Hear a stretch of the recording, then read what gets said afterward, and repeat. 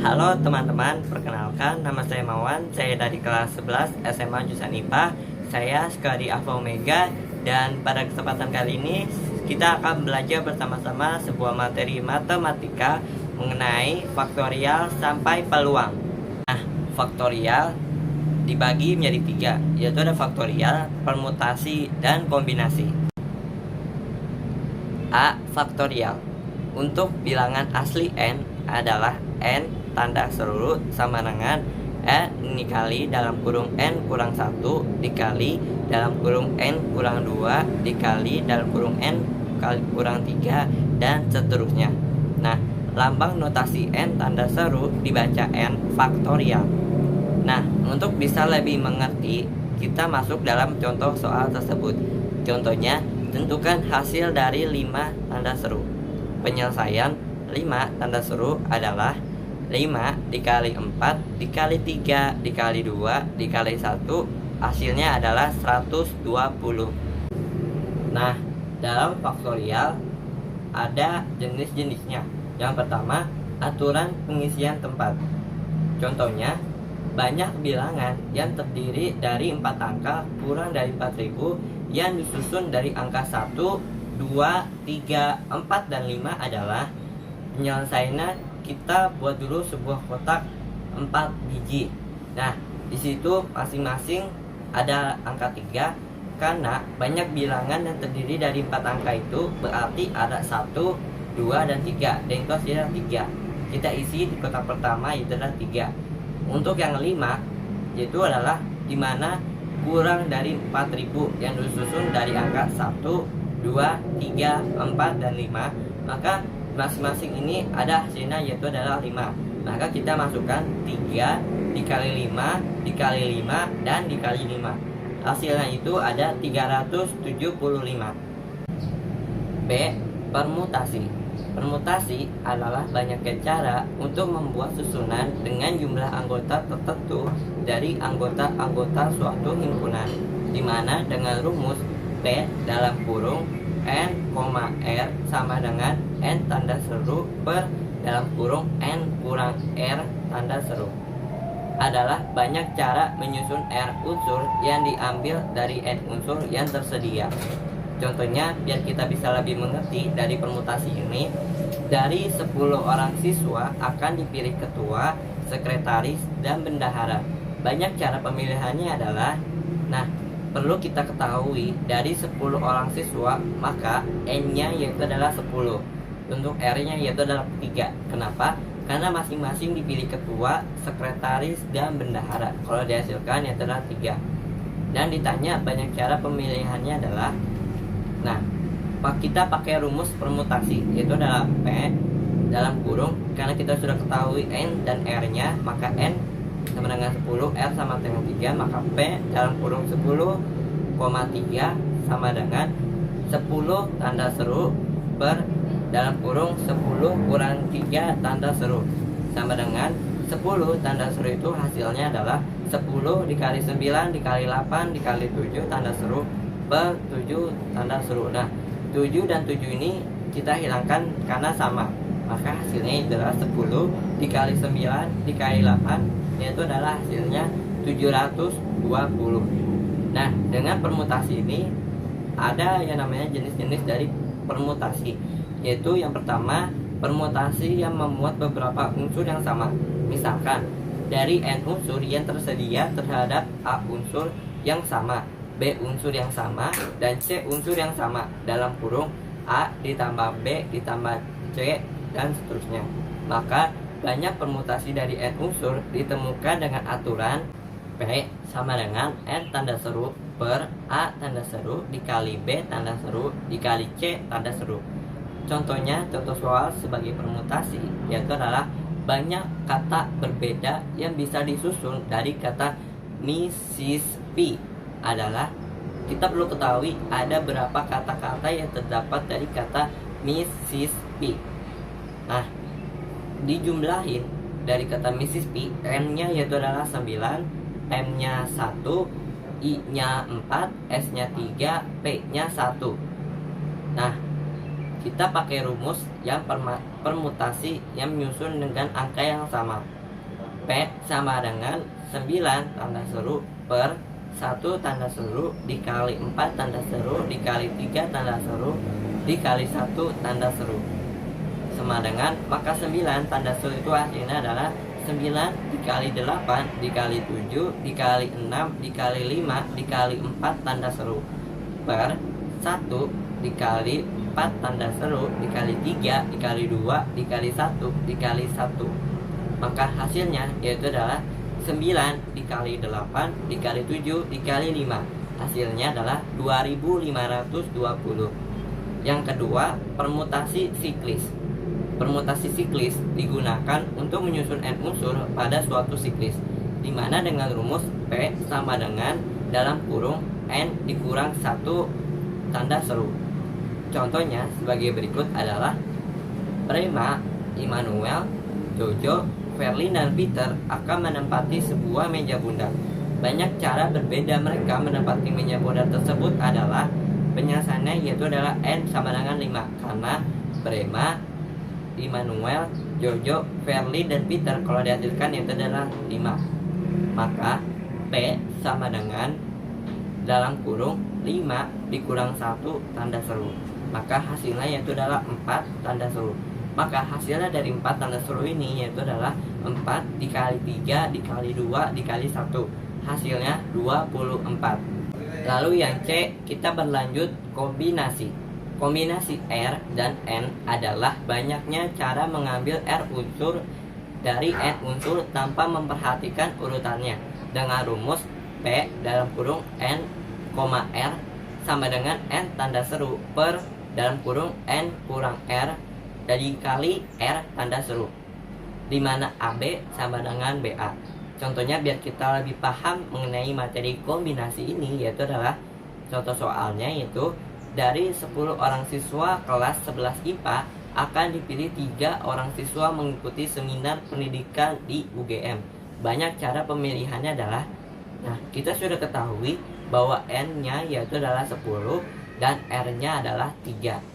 Maka kita pakai rumus P dalam kurung 10,3 sama dengan 10 tanda seru per dalam kurung 10 dikurang 3 dikali 3 tanda seru, dimana hasilnya 10 tanda seru yaitu adalah 10 dikali 9 dikali 8 dikali 7 tanda seru per 7 tanda seru dikali 3 tanda seru. Maka hasilnya itu adalah 10 dikali 9 dikali 8 per 3 dikali 2 dikali 1. Kenapa nggak ada 7-nya? Karena 7 dan 7 dengan yang 10 dikali 9 kali 8 kali 7 tadi itu ada 7 tanda seru yang sama. Maka kita perlu mencoretnya karena 7 dibagi 7 habis dibagi sama dengan 0. Maka yang tadi saya bilang 10 kali 9 kali 8 per 3 kali 2 kali 1 yaitu adalah hasilnya 120. Nah, kita berlanjut ke materi yang kedua yaitu adalah peluang, kejadian, dan komplemen.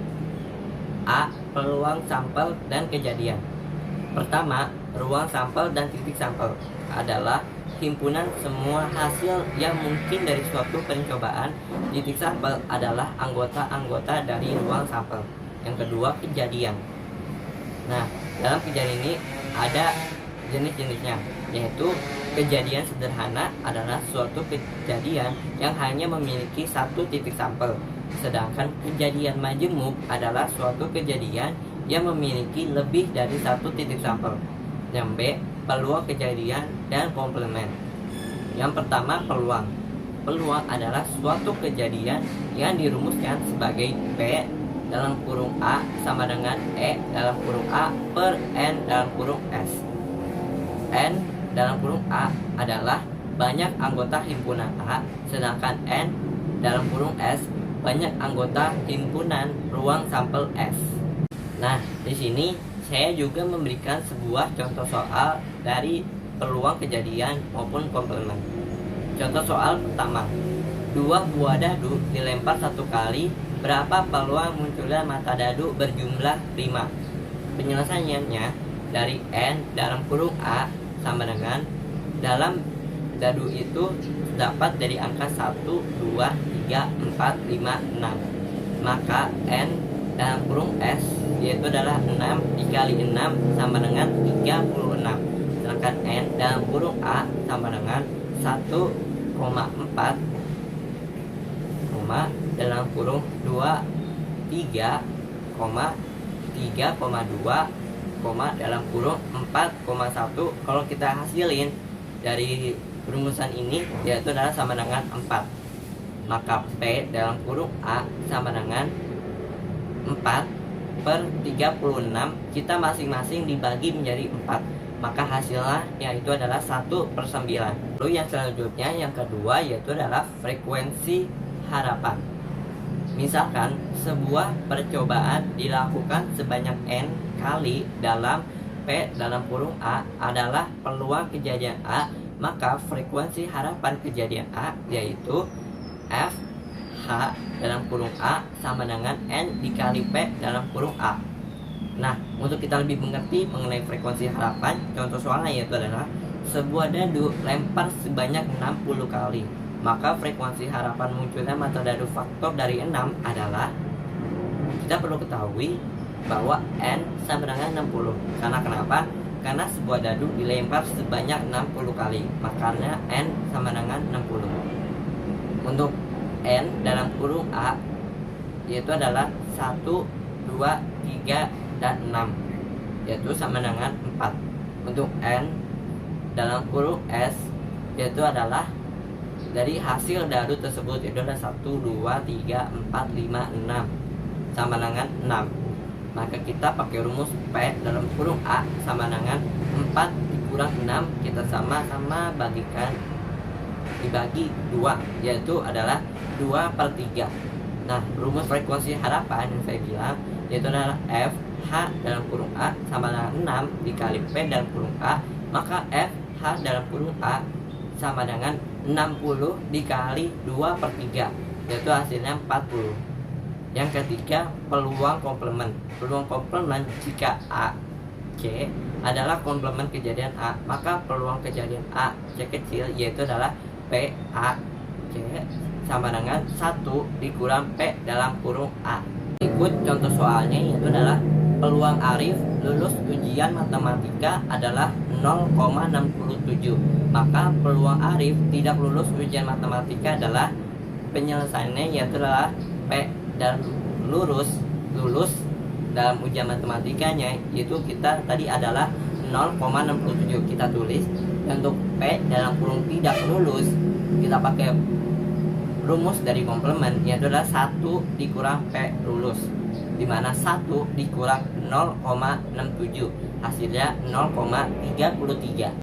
Yang pertama, peluang gabungan dua kejadian. Misalkan A dan B adalah dua kejadian yang berada pada ruang sampul S, maka peluang kejadian ataupun A gabungan himpun B yaitu adalah P dalam kurung A gabungan himpunan B sama dengan P dalam kurung A ditambah P dalam kurung B dikurang P dalam kurung A irisan B. Contohnya sebagai peluang gabungan dua kejadian sebagai berikut. Sebuah dadu sisi 6 dilempar sekali. Berapakah peluang kejadian munculnya mata dadu angka genap atau angka prima? Penyelesaiannya kita perlu ketahui N dalam kurung S yaitu adalah sebuah dadu. Dadu itu yang sudah saya katakan itu ada 1, 2, 3, 4, 5, 6. Maka hasilnya yaitu adalah 6.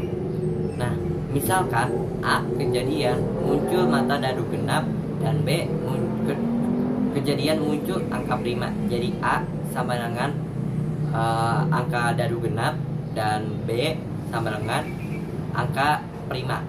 Maka N dalam kurung A itu adalah 2, 4, 6. Kalau dihasilin jadi 1 yaitu adalah 3.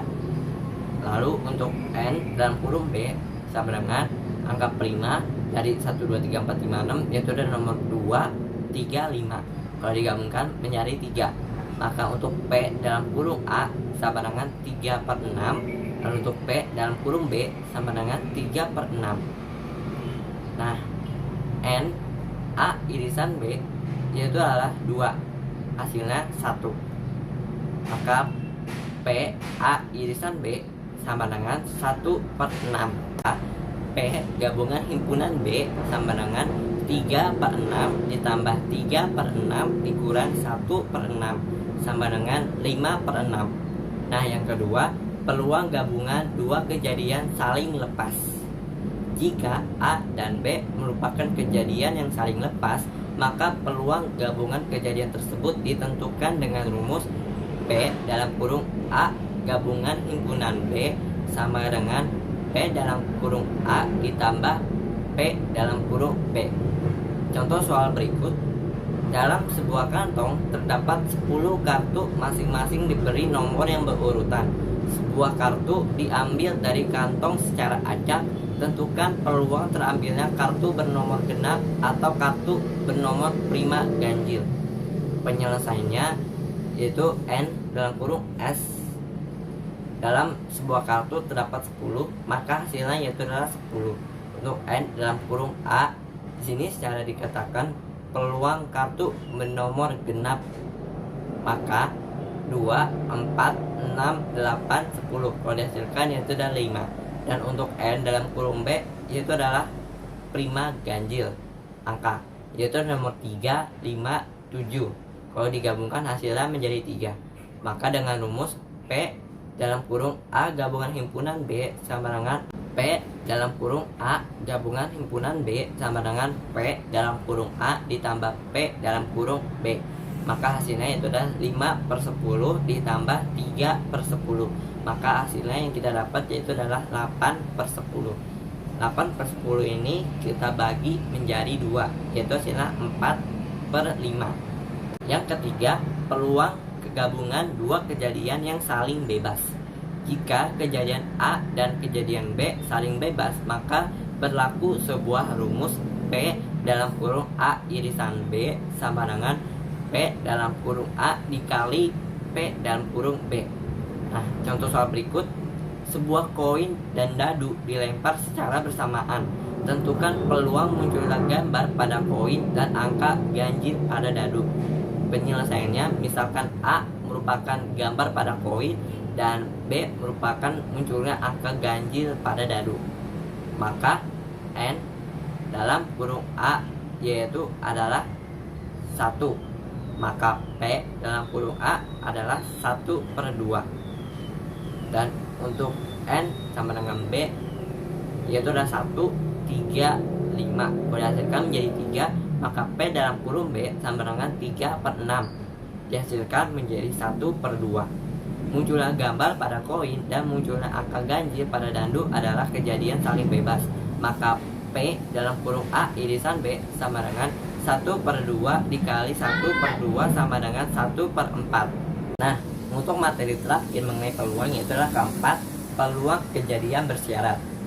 Nah, yang pertama, peluang kejadian A dengan syarat kejadian B terjadi terlebih dahulu ditentukan dengan rumus P dalam kurung A per B sama dengan P dalam kurung A irisan B per P dalam kurung B.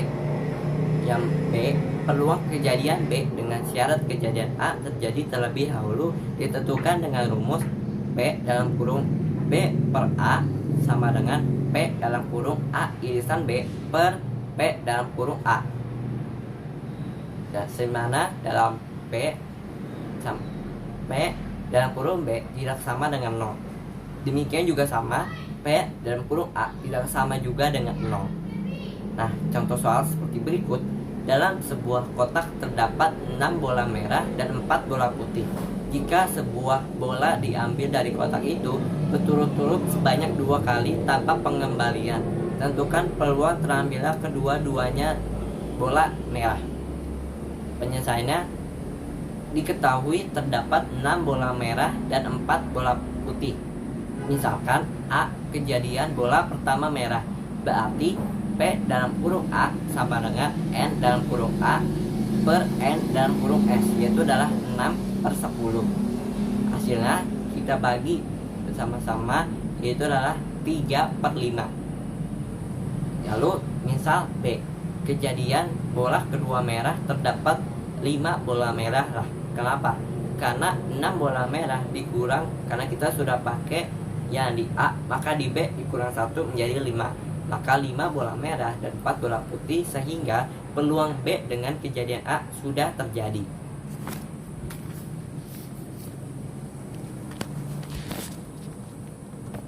Maka dengan rumus P dalam kurung B per A sama dengan dalam kurung N B per A per N dalam kurung S sama dengan 5/9.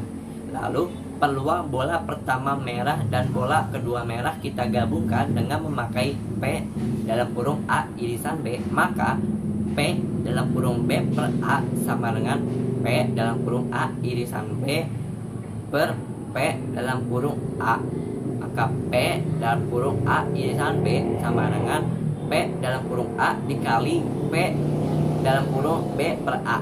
Maka P dalam kurung A yaitu adalah 3/5 dikali 5/9. Hasilnya 15/45. Kalau kita sederhanakan menjadi yang terkecil yaitu adalah 1/3. Sekian dari pembelajaran matematika ini. Semoga dari faktorial sampai peluang dapat bermanfaat bagi kita semua. Terima kasih, salam sehat.